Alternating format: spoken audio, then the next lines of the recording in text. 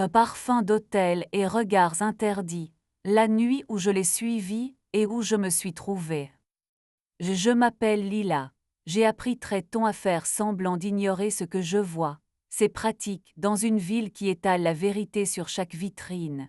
On vit au 4e étage d'un immeuble en briques, rue Dauphine, avec un balcon si étroit qu'il force la tendresse entre le ciel et les plantes.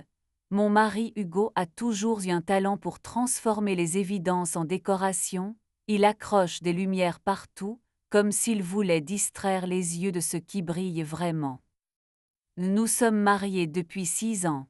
Je dis nous comme on dit nous en apnée pour ne pas perdre le fil. J'ai mon atelier de reliure au coin de la rue, je passe mes journées à lisser des couvertures, à coller des doses, à apprendre au papier à tenir debout malgré son passé. J'aime ce geste, rendre la forme à ce qui a été 1000 fois feuilleté. Le soir, l'odeur de colle reste sur mes poignets sucrés obstinés. Le premier indice, je l'ai trouvé un jeudi de pluie. Je fouillais le manteau d'Hugo pour chercher ses clés, il oublie tout dès que l'orage menace, et mes doigts ont rencontré une enveloppe rigide, un peu trop fière dans la doublure. À l'intérieur, un passe d'hôtel en plastique transparent avec un numéro imprimé en argent 512. Il y avait aussi un petit ruban noir, comme ceux qu'on noue autour d'un coffret pour qu'il paraisse sage avant d'être ouvert, rien d'accusateur. Juste une promesse de porte. Le soir, Hugo est rentré trempé, beau comme une photo qu'on veut garder sur le frigo. Il a embrassé ma joue, il a plaisanté sur les nuages, et ses yeux ont glissé un instant vers le porte-manteau avec une vitesse de coupable. Je n'ai rien dit. J'ai gardé la carte posée dans un roman relié main que je venais de finir, sous la couverture en toile rouge.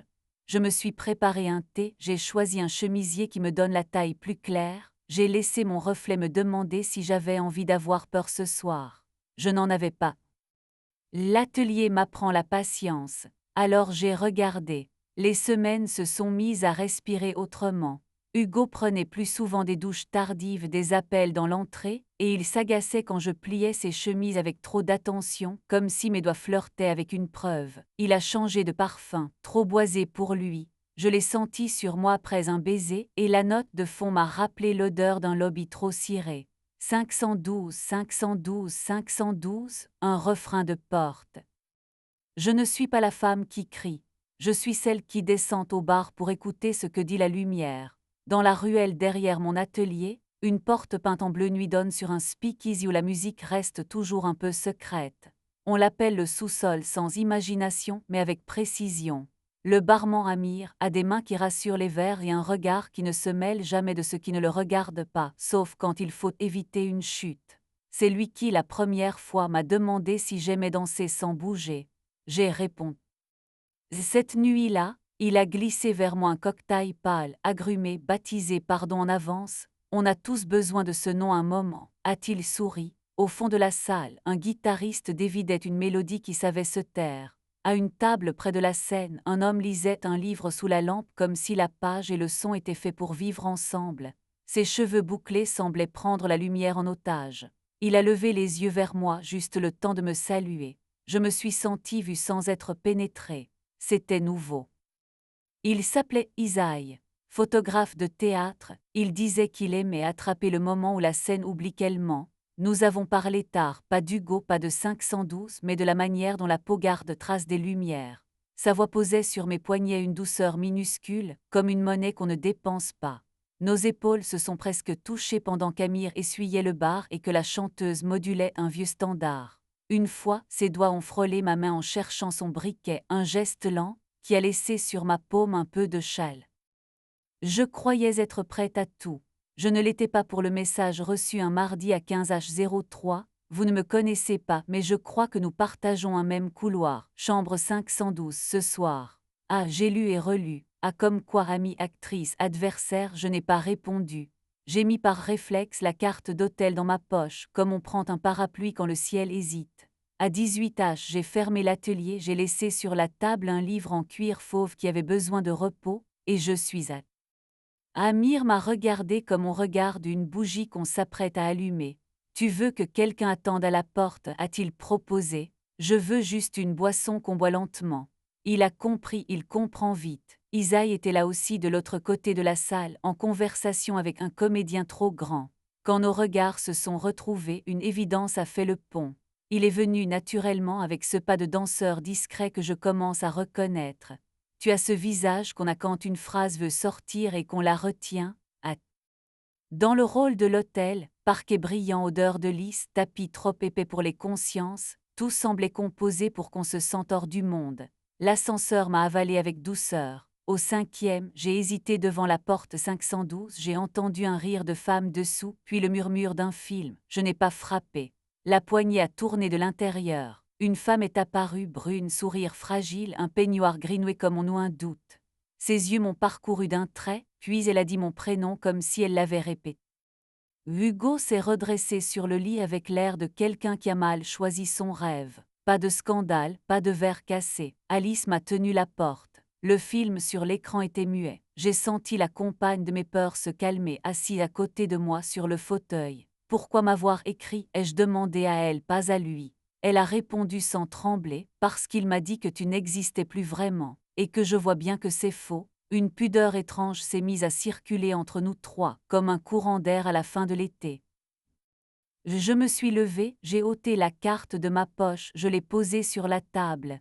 Tu n'as pas besoin de clé, ai-je dit à Hugo. Tu as besoin de vérité, si elle est dans cette chambre, prends-la. Puis je me suis adressée à Alice, si c'est toi, fais en sorte de ne pas te perdre dedans. Elle m'a regardée avec une infinie tristesse, celle qu'on a quand on oublie de se choisir. Au moment de partir, j'ai croisé mon reflet dans le miroir, j'avais l'air d'une femme qui sait marcher seule. Je n'ai pas pleuré dans l'ascenseur. J'ai attendu d'être dehors, sous le vent frais qui effaçait l'odeur du lys. Mes épaules ont frissonné, mais c'était un frisson de décision. Mes pieds m'ont mené au sous-sol sans consulter ma tête. Amir a glissé vers moi un verre d'eau et une tranche de citron, comme on pose la main sur un front. Isaïe était là encore. Il ne m'a pas demandé alors. Il a simplement déployé sa veste sur mes genoux, geste tranquille, et ses doigts ont effleuré mon poignet. J'ai senti mes tendons se détendre un par un. La chanteuse a commencé les passants avec une lenteur qui connaît le prix des virgules. Sur le parquet, quelques couples se sont rapprochés en silence, pas d'épaule, souffle à souffle. Isaïe a tendu la main. Viens, mon corps a répondu avant ma pensée. Sur la piste, mon front a trouvé la place exacte entre sa gorge et sa clavicule, là où l'on entend un autre cœur sans l'envahir. Sa main s'est posée au creux de mon dos, comme si elle savait déjà la carte de mes muscles. Nous avons dansé doucement, presque immobile, l'érotisme d'une raie.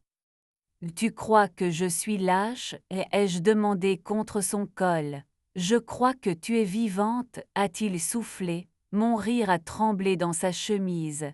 Quand la chanson s'est tue, nos mains sont restées liées un instant de trop. Il a baissé les yeux sur mes doigts, on dirait que tes anneaux pèsent davantage ce soir. Et ils ont compris, ai-je répondu. Je ne suis pas rentrée avec Isaïe.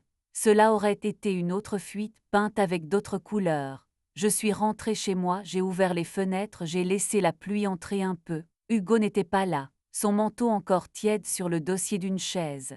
Dans la salle de bain, j'ai essuyé le miroir, et mon visage m'a souri avec cette politesse nouvelle qu'on réserve aux étrangères qu'on aime déjà. J'ai glissé dans un t-shirt trop grand, j'ai enlacé un oreiller comme on serre une vérité molle, et j'ai dormi.